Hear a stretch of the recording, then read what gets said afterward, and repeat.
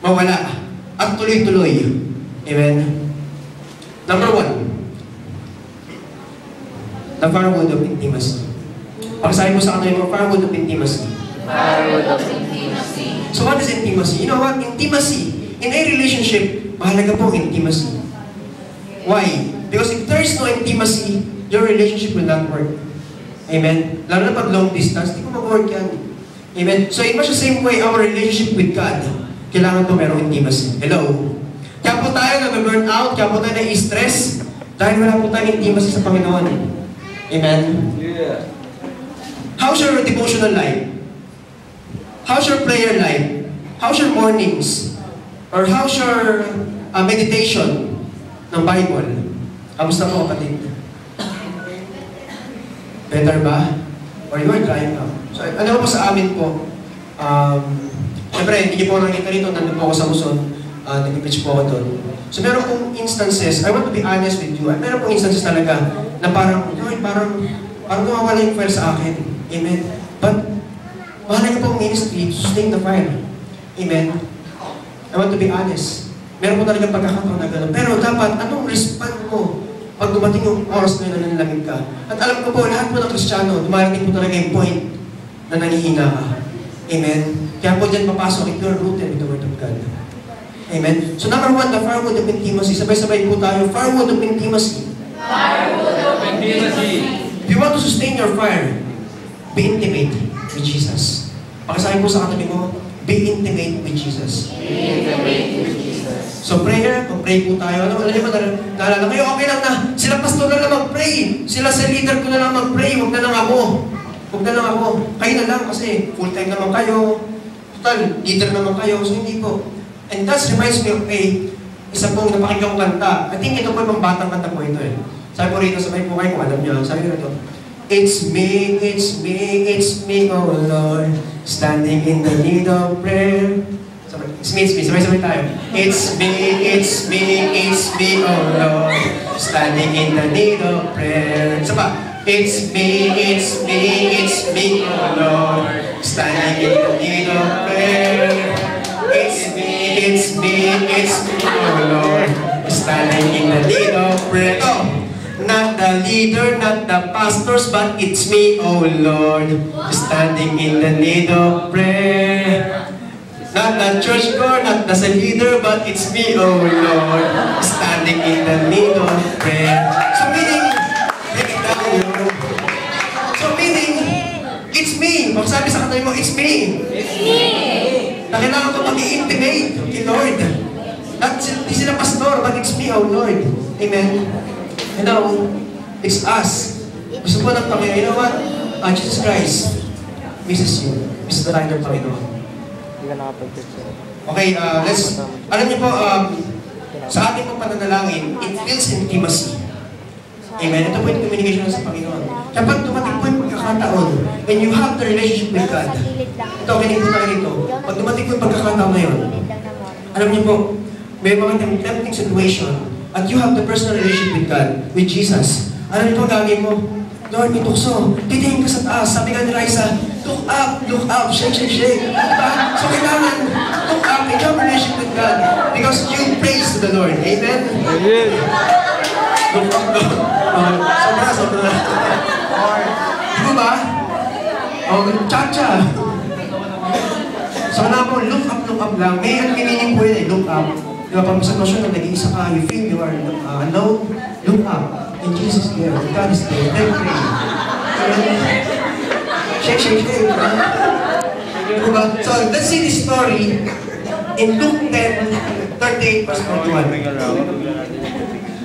As Jesus and his disciples were on his way, he came to a village where a woman named Martha. Ano po pangalan? Martha. Opened her home to him. She had a sister called Mary, who sat at the Lord's feet, listening to what he said. But Martha was distracted by all preparations that had to be made. She came to him and asked, Lord, don't you care that my sister has left me to do the work by myself? Tell her to help me. Verse 41, Martha, Martha. The Lord answered, you are worried and upset about many things, but only one is important. And Mary has chosen what is better, it will never take it away. Okay.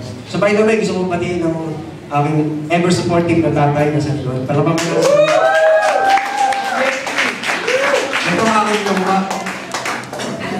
Okay, salamat po sa Panginoon. So, paano sa tatay mo? Ha?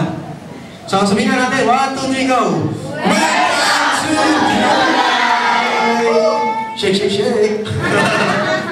Okay, so tingnan po natin ang kwento na ito. Ito po, napakaganda po nito. Diba? So si Martha po, pinagbuksan niya si Jesus. Tama? Nakita po natin. She opened her home to Jesus. And then, ano pong ginawa ni Martha?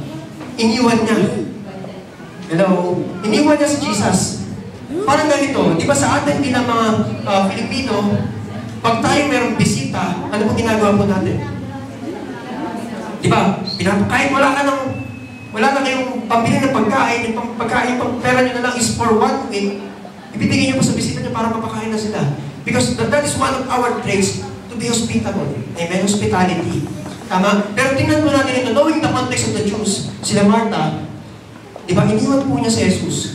Parang, it's just a picture of our Christian life. Sige, Lord, pumasok ka sa pinto ng puso mo. And then, hindi mo naman sabi yung utos na. Hello? Hindi niya sinusunod yung utos niya. Wow. O sabi sa akin, wow. Grabe, no? So, pinagbuksan niya. Pero sabi rito, si Maria, ano mong ginawa niya? She sat at the Lord's feet listening to what He said. At sabi ni Martha, Panginoon, sabihin mo sa kapatid ko na tulungan ako dito. Napaka-busy ko ngayon. Kailangan ko nakatulong. Basta sabi ni Jesus, you are distracted about many things of this world. But one thing is important, it will never take it away from here to Mary. What? That's just intimacy. Kung may bisita po kayo, di po ba nakipagkwentuhan kayo? Nagkakaroon kayo ng pagkakakilanlan. Right? Nagkakaroon po ng intimacy. And yun po pinilit ni Maria. Amen? Parang ganito po yan. Alam niyo po, napakalungkot po na merong bisita ka na hindi mo pinansin. Diba? Lalo na pagbigatin yan. Pero pag pipitsugin tao yan, parang, diyan ka na sa okay yan. Okay na sa iyo, yung candy. Diba? So, pero pagbigatin tao, grabe, todo prepare ka dyan. Amen? But knowing na si Jesus, yung bumisita, pinabayaan po ni Martha. Amen? Siya po ay na-distract sa mga bagay dito sa mundo. At parang tayo rin po yan. Di po ba? Ay, okay, hindi ako magsimba na Sunday. Kasi busy ako, naglalaba ako. Di ba? O kaya, pasok ako, overtime ako pag-Sunday. Yun lang natin. Di ba? Hello. May dumaan ang anghel. No? Di po ba? So Martha is distracted about many things. Alam niyo po, is also a picture of ministry. Ito po, kinig po kayo. Ministry po ito. Diba? Parang, alam niyo po, in the eyes of the world, Martha is the better person. Tama ba? Ay, grabe, ang galing-galing ni Martha. Ang galing niya magluto. Di ba, nagpe-prepare siya eh. Maybe it's for Jesus. Di ba? Kasi bigyan na si Jesus, pero hindi niya nalaman na mas mahalaga pala yung upo kay Jesus. Di ba? Ay, ang galing-galing ni Martha. Di ba, sa atin sa isip natin, dami niya kayang gawin. Parang minsan tayo sa atin, ay, ang galing-galing ko. Lahat na ng ministry, pinasukan mo. Nag-consolidation ka, nag-praise and worship ka, nag-ushering ka, ano pa ba, nag-lights ka. Ano? Nag-dance ka pa, yung mga gano'n-gano'n na play. Diba? So, nag-keyboard ka. Lahat ng musical instrument, ginagpita mo. Gusto mo multimedia. E dumating ang time na, gusto ko na pala si Pastor. Because of all the ministry. Diba? And you think that you are productive. Pero I tell you, you can be productive in the eyes of people, but unfruitful in the eyes of God. Hello? Does it make sense? Andiyan po ba tayo? Pwede po tayo maging fruitful. Ang galing-galing naman ni Sarah Kulis. Diba? Nangyari na po lahat na lang sinalihan. Sige yan. Di po ba? Pero tingin natin, we are fruitful. We're so busy of the kingdom, but we forget the king who owns the kingdom. Hello? Yeah. Andiyan po ba tayo? Pakisahin mo sa katabi ko, huwag kang busy sa kingdom. Pero ang gusto po ng Panginoon, you have the intimate relationship with Him. Amen? Kasi pwede ka po maging unfruitful, unproductive in the sight of the people, or in the mga church members. Pero in the eyes of God, you are fruitful. Why? Because you have the personal relationship, you have the intimacy sa ating Panginoon. Mo, ito pong problema kung bakit marami pong tao, nag-burn out po sila. Kasi muna nila yung kingdom. Hello? And alam niyo po, sometimes we take ministry as our responsibility at nawawala na po yung joy.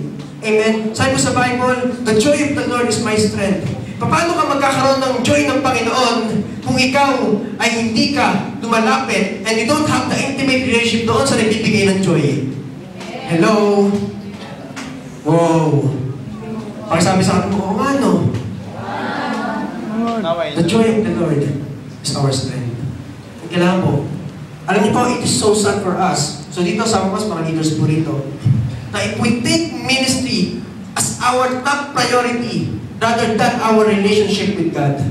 Number 1 na ministry. Gusto ko nakikita ako dito. Nagkapiano ako, parang ang pogi ng dating ko. Diba? How's your personal life with the Lord? Amen? Diba gusto ko? Dito ako sa harapan lagi, tumutugtog ako lagi. Diba? Para makita ka. Dati po, pag ikaw mag-gusto ako, ganun po dati. Oh. Gusto ko, dito ako. Dami kakar sa akin. Ito po yun, nalaman ko sa Sunday yun. Kasi pares kami dito. Oo, totoo po yun. Pero then, na-realize ko na okay lang pala kasi mas mahalaga po, we are not trying to please men, but we are trying to please God. Amen? Alam niyo po, kung ikaw ay gusto mo i-please ang tao, you will fail. But if you want to please God, you will succeed. Pag-please mo po yun. Thank you, Lord. Ilabi na po pasok ng word na yun. Hindi mo ba? Amen. Amen mo ba? So kung gusto mo natin, if you want your fire to be kept on burning, be intimate sa ating Panginoon. Intimate. Alam niyo po, number one priority, God. Pagsabi sa atin po si God. Si Lord. Intimate relationship. Prayers. Devotion. Meditation. And alam niyo po, sabi ni Pastor Sandy kaninang hapon, naalala ko, iba yung about fruitfulness. Iba may nabanggit siya na kung wala kang deep relationship or intimate relationship, so hindi ka lang naging example, pero yun po yung pinapoint out ka. Diba, hindi ka maging fruitful. Eh, may sabi niya kanina in John 15, if you are not connected with the vine, diba, hindi ka maging fruitful. Why? Kasi, sabi sa Bible, if you remain in me, I in you, you will bear much fruit. And that fruit is not just temporary fruit, but fruit that will last. Amen? Palakpakan nga po natin ang ating Panginoon. So ano po yung number 1? If you want to sustain, nakakarinig po ba tayo? Yes! So tandaan po natin, intimacy is better than our service. Again, intimacy is better than our service. Ang gusto ng Panginoon, maging intimate ka sa Kanya. Yes. Amen? Hindi na yung tugtog ka ng tugtog dyan. Minsan nagiging pakitang tao na lang eh. Di ba ba? Mag-intimate tayo sa Kanya. Alam niyo po, sa amin po, pag mga nagsasalita po kami, talaga pong, meron times talaga na nagkatalo sa amin, Lord, parang hindi ko naman ginagawa to. Pero, kailangan mo i-preach, Lord. Diba? Alam niyo po nangyari, kesa po kami mag-preach doon sa tao, kesa namin yung let the word of God to search the hearts of the people. Diba? Ang una pong sinesearch ng Panginoon yung puso po namin. Amen? Unang binabasag po sa amin yung puso po namin. Alam ko sa Sunday ito. Unang binabasag yung puso namin. And there was a time na parang ayaw po namin tumayo. Why, Lord, di ka naman ginagawa ito. Pero the good thing, kami yung unang natututo. At pag natuto kami, we can share it to you. Amen. Nalapakan po natin ang ating Panginoon. Number 2. Number 1, sabay-sabay po tayo. Road of intimacy. Number 2. The firewood of holiness. So, alam ba sa Sanjay yan? So, the firewood of holiness. So again, balik tayo, Leviticus, we have to add firewood. Diba? In order to sustain our fire for God. Number 1 is the firewood of intimacy. Number 2, the firewood of holiness. Kabanalan. So when we say holiness, I'm not talking about the legalistic holiness. Diba na parang, ay, kailangan banal siya pag naka-botones mo, kailangan na nandito. Kailangan No, kailangan nakakurbata ka. Kasi pag hindi ka nakakurbata, kailangan naka-black shoes ka, hindi ka banal. Pag dumating sila, iwang ka. So, may kailan mo ba kayo ng mga kaibigan natin na kalabas? At meron po isang kwento, ganito. Kwento po na isang pastor, yung babasketball daw sila, meron silang kasama na pastor, grabe, nakapormal. Sabi, bakit kayo nakapormal? Dapat ano kayo, pantalong kayo ng basketball? Hindi kasi, baka dumating si Lord, hindi kami masama. Ibig sabihin pala, yung kabanalan nila ay nasa pananamit. Hello, tandaan po natin ang kabanalan. Pinaging banal tayo ng Panginoon, hindi dahil sa ating damit, dahil kay Kristo na nagbayad po sa ating mga kasalanan. Amen. And every time na ang Panginoon ay nakikita tayo, hindi niya nakikita yung kasalanan natin, kundi nakikita ng Diyos Ama, si Kristo na nasa atin. Amen? Hello? Amen. So, I'm not speaking that kind of holiness. Alimutan na po natin yun. So, pwede mo mag-speak sila pastor dito kahit naka-boxer, kahit naka-sando. Pero syempre, so, we need to be presentable, di ba? So, yun lang po yun. Pero, again, wala pong kinalaman ng pananamit sa ating pong kabanalan. Kasi pinaging banal na tayo ng Panginoon. Tinigap natin si Kristo sa buhay natin. Nabawal po yun kasi magkakasala po tayo, lalabas po yung mga tiyan. Di ba? So, okay, so ano po tinutukoy mo rito? In 1 Thessalonians 4, 3-7, it is God's will that you should be sanctified, that you should avoid sexual immorality, that each of you should learn to control your own body. Ano rin po? Learn to control your own body in a way that is holy and honorable, not in passionate lust like the pagans who do not know God. And that in this matter, no one should wrong or take advantage of his brother or sister. The Lord will punish all those who commit such sins, as we told you and warned you before. For God did not call us to be impure, but to live a holy life. Amen? Ano mo magkakatawag sa atin? To be pure and live a holy life. Alam mo po, kaya po pinipreach ko kasi gusto ko po na i-persuade kayo na we need to live a holy life. Alam mo po, there was a time sa tayo po nagkakasablay. There are unintentional sins po tayo na kukumit. Amen? Pero the good thing, ang tunay po na anak ng Diyos, ang genuine po na son and daughters of God, ay nagkakasala, pero hindi po nagpapatuloy sa kasalanan. Can you say amen? Amen. Again, nagkakasala paminsan-minsan, pero hindi nagpapatuloy sa kasalanan. Alam niyo po, ang isang kasalanan na parang hindi po natin, parang meron na pala akong ganun. Kasi meron po mga kasal na alam po natin eh. Nagmamanifest po, for example, galit ka, binandalit po. Ay, nagkasala yan. Di ba? O kaya may nagsabi na po ano mga bad words, nagkasala yan. Pero there is sin na hindi mo alam na meron ka na pala. Hello, pakisabihin niyo sa akin, ano yun? Ano yun? It is the sin of pride. Hello, the sin of pride. Ito po yun. Ako po, every time po na nag-pray ako, sabi ko sa Lord, Lord, check my heart. Kung meron kayabangan dito, alisin mo. Hindi ko kailangan. Diba? So, kailangan po natin humility. Humility. And as a matter of fact, the first sin in the entire world, the entire universe, is the sin of pride. It's Lucifer. Tama. So, Lucifer po, nagmayabang siya, I want to be like God. And 1/3, he led 1/3 of the angels doon sa langit. At pinatapon po sila dito sa lupa. Diba? 1/3 po sila. That's pride. Kaya let us always check our heart. Di ba ba? Kasi hindi po ito gano'n nakikita eh. The sin of pride. So the good thing, lahat po tayo ay tinawag ng Panginoon na maging banal. Amen? Kaya po minsan, grabe, lagi ko pong narinig yung kantang ito, Lord, patawad. Diba? Magkakakoy, magkasalanan. Diba? Grabe, kahit kinakanta yun. Inaamin nila na sila eh. Pakasalanan. Di ba?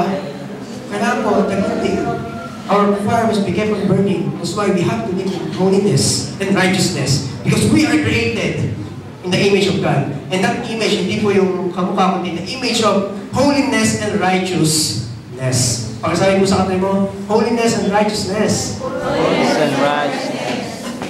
Alam niyo po, if you are living a sinful life, kung ikaw ay nag-ministry, you will never be effective. Ito pa natutunan ko sa buhay mo.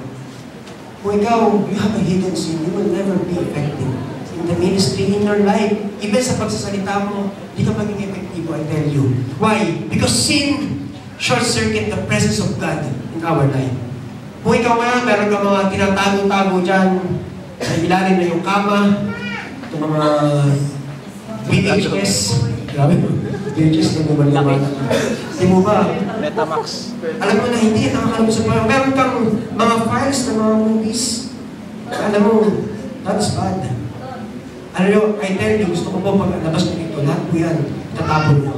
Lahat po yan, i-erase nyo. At wag lang kayo maglalagay ng auto-recovery. I-erase nyo talaga. Kasi iba gumagawin ng auto-recovery. Kunyari, i-erase nyo, parang hindi pala. Meron ako nun eh. Recover na. Ito parang minarinig ako, minarinig ako nun eh. Hindi ko ba? Kasi bakit? Ang kasalanan po, ito po yung, pag ikaw nagpunta ka ng sin, it will consume you. Amen? It will consume you. At darating mo sa point, pag hindi nakagapan, you will stumble and you will fall. Amen?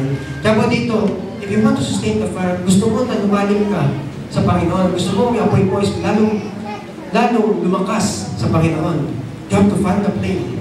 Diba? Sabi mo ni Pablo kay Timothy, fan the flame. Kasi that is in you.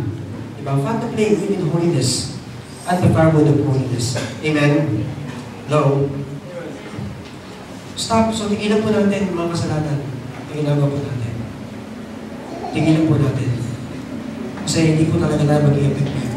Kasi kung gusto mo maranasan ang presensya po ng Panginoon sa buhay mo, kung gusto mo maranasan, alisin mo, get rid of those sins. Get rid of those habitual sins. Amen. Kasi po, hindi po yun nakakalugod sa Panginoon. But God called us to live a holy life.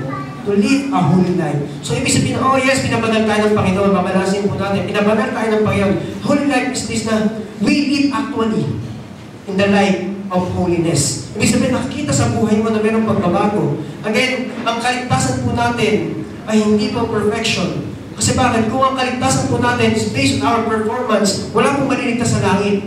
O maliligtas at pupunta sa langit. Wala po. Ang kaligtasan po natin ay dahil lang po sa biyaya ng Panginoon. Amen. Yung katabi mo, kaya naligtas dahil binayaan lang yan ng Panginoon. Kaya wala po tayo dapat ipagmayabang. We're all saved by grace. Amen. And that's why we have called to live a holy life.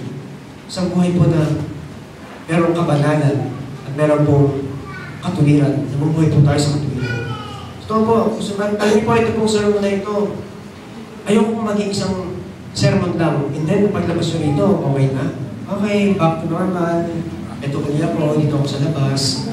Monday, Tuesday, Wednesday, Thursday, Friday, Saturday, dito ako sa mundo. Pag Sunday, banal ako. So po, ganun. So kailangan, everyday.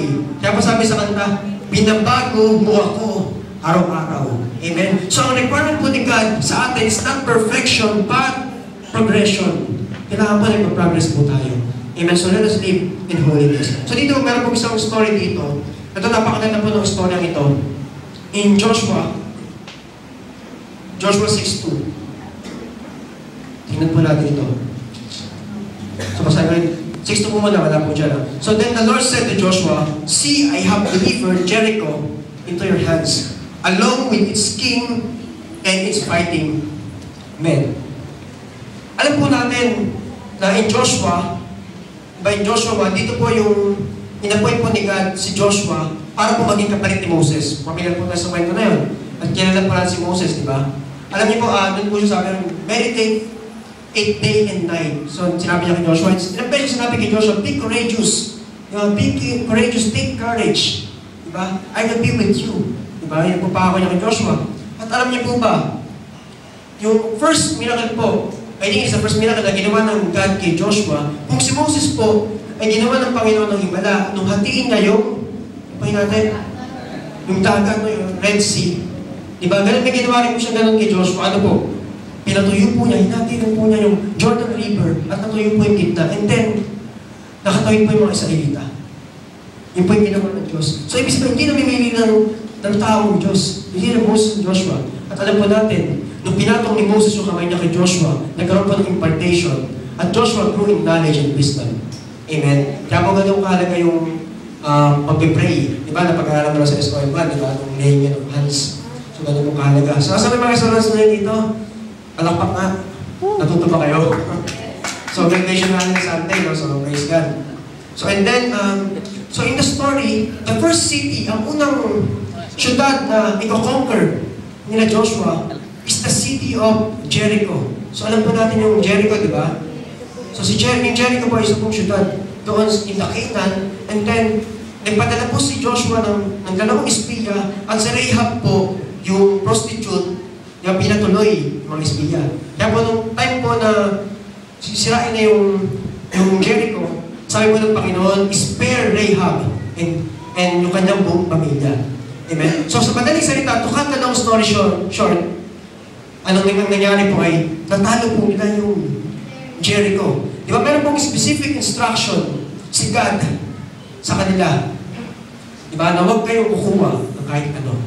At para pabagsak nila, they have to blow the trumpet and paikutan. Di ba kaya po tayo ng Jericho March eh? Di ba? So tingnan po natin ito kung anong nangyari. The city Jericho and all that is in it are to be devoted to the Lord. So lahat po na nandoon.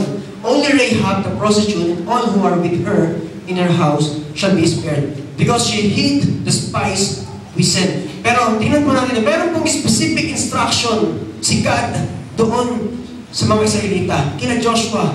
Ano po?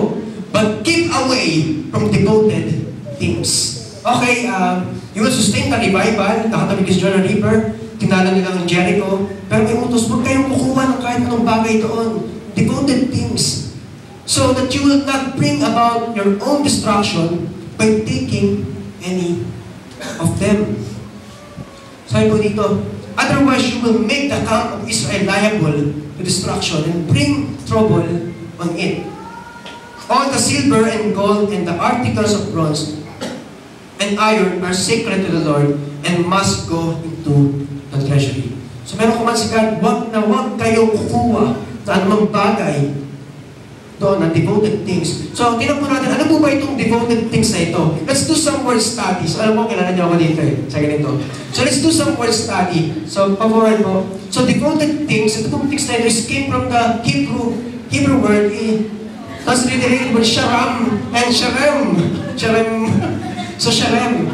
Tingnan po natin yan. Ang ibig sabihin po ng sharem, devoted things, to ban, destroy, utterly, completely destroy, and dedicated, devoted for destruction or for sacred use. Kasi sabi nito, all silver and gold must be go into the treasury. Tama? So meaning that things are devoted. Meaning, ito po ay devoted for destruction. Kailangan mawala. Ano to? Madumi. Dirty. Di ba? Ew. Di mo ba? Kailangan, huwag kayong kukuha rito. Specific instruction ni God. Ang sharem. Sige po, tuloy po natin. Pero ano pong nangyari? Paki-forward po. Ano pong nangyari?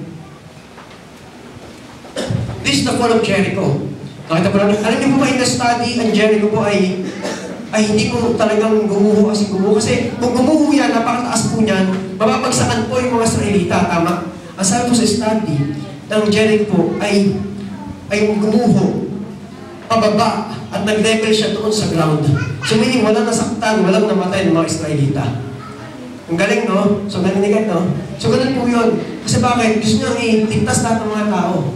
Diba? By blowing the horn, the trumpet, pinalibutan ng Jericho, and then gumuho yung Jericho. Next slide, tingnan po natin ito. So madaling salita, na-conquer po ng mga Israelita ang Jericho. And the next city to conquer is the city of Ai. Ai. Diba? So the city of Ai. But they are in the losing end. So bakit kaya sila natatalo or natalo po sila rito? Tingnan po natin. In Joshua 7. Bago po yung forward. Alam niyo po, sabi ni Joshua, sige, dahil alam niyo po yung mga tauhan lang sa Ai, napaka-konti lang. At kaya-kaya ng talunin. Yan ang sabi ni Joshua, sige, konti lang mga tao dyan. Kaya papadala ko ng mga sundalo dyan, pero konti lang.